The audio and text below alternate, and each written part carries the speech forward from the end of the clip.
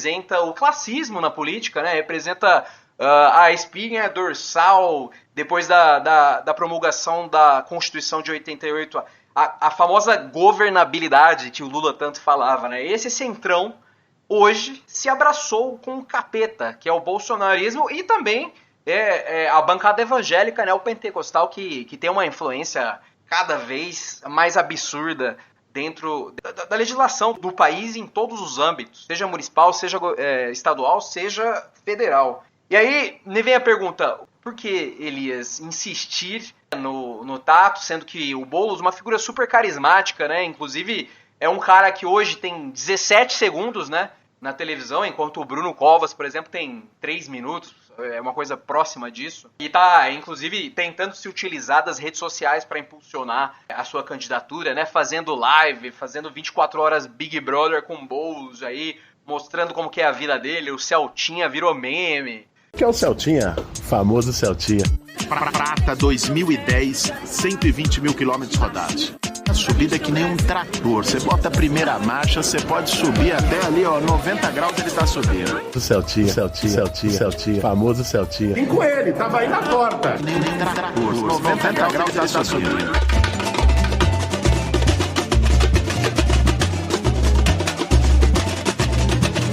Anos, esse Celtinha, não é só que ele não peida, nunca me deixou na mão, nunca tive problema, vim agora com ele pro debate. Lindo! Trator, você bota a primeira marcha. Aqui está ele, o Celtinha Prata. A chavezinha do Celtinha Prata, 120 mil quilômetros rodados. Nunca me deixou na mão, 10 anos, Celtinha. Prata 2010. Lindo! Famoso Celtinha. Enfim, é um cara que tá conversando, tá trazendo pra pauta uma coisa que o PT não faz há muito tempo. O MST, explicando o MST pro brasileiro, né? Que até pouco tempo atrás o via como, nossa, MST, o movimento de sem terra é coisa de bandido. O movimento de sem teto também é coisa de bandido que quer invadir sua casa. Não, ele de forma muito consciente, né? De uma forma que um professor como ele deveria fazer, vem explicando, e muitas pessoas vêm se convencendo da necessidade cada vez mais urgente, né, e eu digo isso infelizmente, no nosso país. Primeiro que a gente precisa tomar um certo tempo e explicar alguns quesitos que são importantíssimos para entendermos a eleição em São Paulo. Primeiro ponto, esta é a primeira eleição que não temos mais as coligações. As coligações estão proibidas.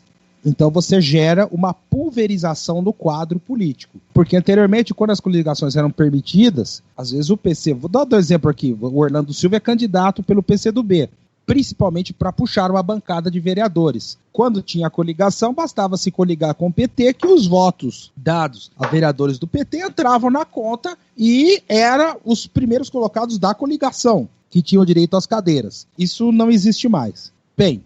Partindo desse pressuposto, aí você precisa analisar as candidaturas, o que elas representam. A candidatura do Russomano é ligada ao bolsonarismo e principalmente às religiões neopentecostais que desejam fazer política. Universal do Reino de Deus, Renascer em Cristo. O Russomano representa essa parcela, e é uma parcela que pode proporcionar a ele, dependendo do encaixe da campanha, um voto muito fidelizado. E é isso que ele vai tentar fazer para que não aconteça o que aconteceu em eleições anteriores, quando ele derreteu na reta final e ficava fora até do segundo turno. Bruno Covas, ele tenta se vender, como diria, a direita civilizada, a direita que não é bélica, que não parte para a briga e que tenta fazer política. De certa forma, eu acho até um benefício para a democracia você ver um candidato com esse esforço. E é um político que, bem ou mal, aos trancos e barrancos, até que conseguiu se desvencilhar, sair bem de todo esse processo da pandemia. Poderia ser melhor? Poderia ser melhor, mas eu penso que a imagem que ele deixou é muito mais positiva do que negativa, e isso pode lhe proporcionar um ganho muito precioso. Por outro lado, aí vou pegar duas figuras, o Márcio França e o Boulos. O Márcio França já está atrás. O Márcio França, ele tem um currículo muito bom. Foi prefeito de São Vicente, vereador, vice-governador, depois governador. Mas ele corre o risco, não estou dizendo que vai acontecer, ele corre o risco de não ter o fôlego. Por quê? O Márcio França, ele foi candidato agora a prefeito, motivado porque ele venceu no segundo turno da eleição de 2018 o João Dória. O Dória foi governador graças aos votos do interior do estado. Só que os votos que o França recebeu naquela ocasião, como em todo o segundo turno, são votos circunstanciais. Ou seja, eu tenho candidato A, candidato B. Eu não gosto nem de A nem de B. Eu vou votar no menos pior. Certamente o França, ele foi beneficiado por esse fenômeno em São Paulo, porque a população de São Paulo se sentiu traída quando elegeu o João Dória prefeito em 2016, o João Dória governou em 2017 e no meados de 2018 ele renunciou para ser candidato a governador. Isso é fato. E nesse caso, o Boulos, ele entra com uma grande novidade. Por quê? Porque ele representa um conjunto de fatores que seduz o típico eleitor de esquerda. Primeiro, o Boulos é novidade. Há quanto tempo, por exemplo, o PT não apresenta um quadro, uma novidade real e verdadeira? Estou dizendo real, verdadeira. Ah, o Fernando Haddad foi candidato a prefeito em São Paulo em 2012. Sim, mas ele já tinha sido ministro da Educação. Não era propriamente dito uma novidade.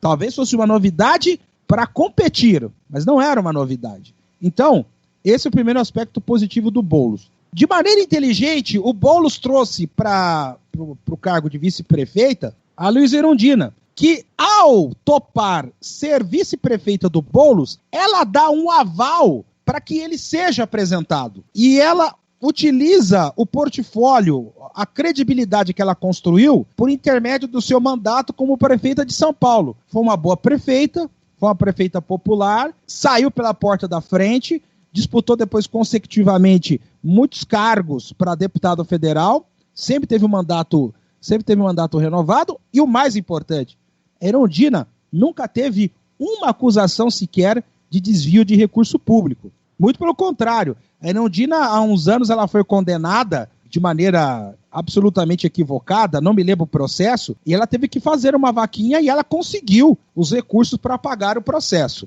Então, o Boulos tem esse handicap. E eu deixei por último o Gilmar Tato. E por que eu deixei por último o Gilmar Tato? Lógico, eu não posso desdenhar da força eleitoral do PT, porque o PT tem uma equipe de comunicação competente, tem quadros muito fortes, tem um cabo eleitoral poderosíssimo, que tem alta rejeição? Tem. Mas tem muita aceitação, que é o Lula. Então o Gilmar Tato pode crescer. Pode até, se o PT repetir o teto de votos tradicional dele, que é de 15% a 20% em qualquer grande cidade, o Gilmar Tato disputa até segundo turno. Mas por enquanto, não é isso que está sendo apresentado. E por que não está sendo apresentado? Aí que eu vou na minha crítica.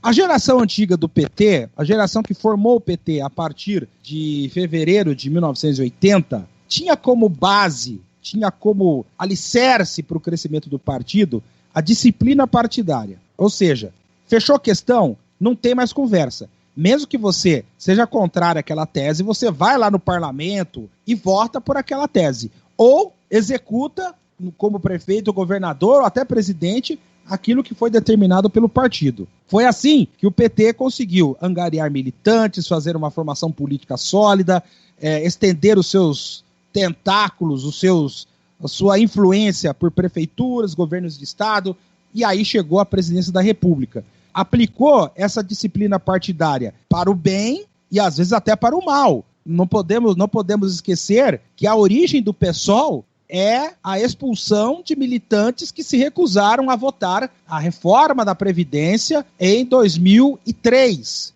A partir dali que começou a se formar o PSOL. Porque, na verdade, o socialismo ele é o senso bom do bom senso. É o senso bom, porque ele é o senso amoroso. Ele é o senso da fraternidade. Ele é o senso da afetividade do amor. Nós somos socialistas e não podemos esconder o nosso socialismo de ninguém. Então, essa disciplina partidária sempre foi presente.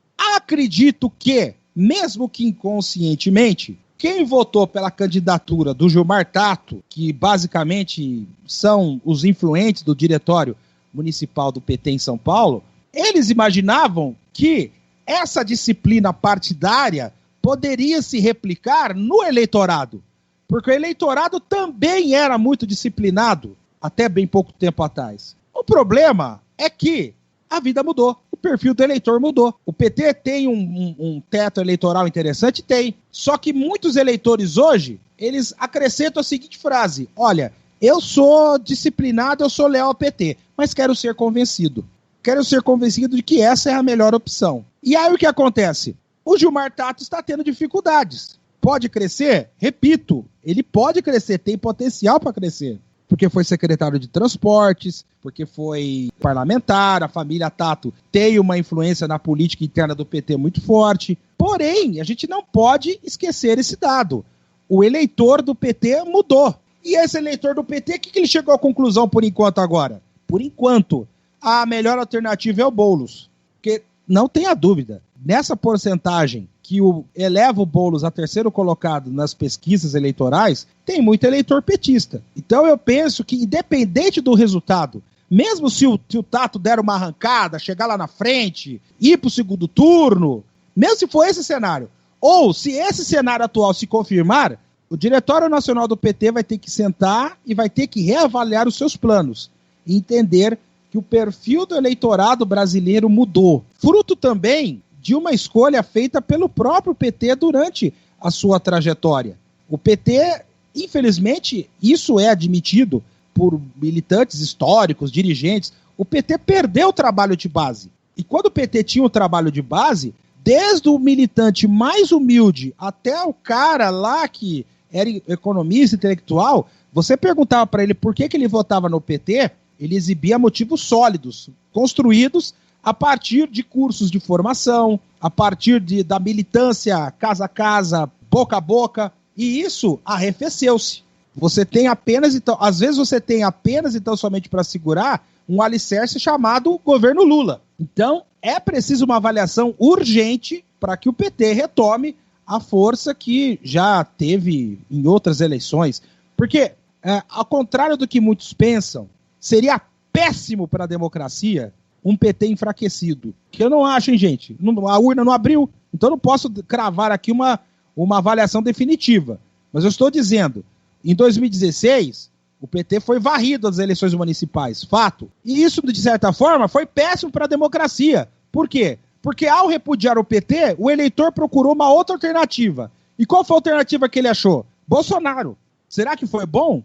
Será que valeu a pena? Então, como também é péssimo para a democracia, um PSDB enfraquecido. Pô, Eli, você está defendendo o sistema de 2 partidos? Sim, estou. Eu acho que o resto é tudo satélite, com todo o respeito, que me merece os dois. Mas um país solidificado democraticamente precisa de 2 partidos fortes. Um no espectro da direita, outro no espectro da esquerda. Ou da centro-direita, ou da centro-esquerda, não importa. É assim com trabalhistas e conservadores na Inglaterra, democratas e republicanos nos Estados Unidos, no Uruguai também, que tem os colorados, esqueci o outro nome do partido lá do Uruguai, vou me lembrar. Mas também é um sistema bipartidarista. O Partido Justicialista, que é o peronismo, e a União Cívica Radical na Argentina, não adianta, as democracias elas são construídas a partir de 2 partidos fortes, destemidos. E no caso específico do Brasil, nós temos que retomar esse caminho, Leonardo. Eu concordo plenamente, assim, quando você estava explicando, né, falando essa questão da história do PT, né, de ter crescido na base, nas prefeituras, e aí depois espalhando sua influência nos estados, até virar o que virou o grande partido de esquerda do Brasil, né. Apesar de, dentro do poder, na minha visão, ter feito no máximo um governo de centro-direita, com Lula, enfim, que melhorou sim a vida das pessoas, mas não fez as reformas estruturais que o Brasil precisava para não chegar na situação que chegou, né? Cada vez mais desigual e desestruturado, né, para receber todos. E essa visão da construção PT é muito clara da antiga política, né, de como era antes dessa loucura da internet, né? A internet utilizada como arma de disparo em massa, né? Porque o que a gente viu com o Bolsonaro foi justamente o contrário, né? Um cara que surgiu do nada, o PSL sempre foi um partido nanico, um desses satélites, e hoje tem se consolidado como o principal partido da direita, agora que o Bolsonaro tá voltando para ele, né? Depois que o Aliança não não saiu do papel. Aonde a esquerda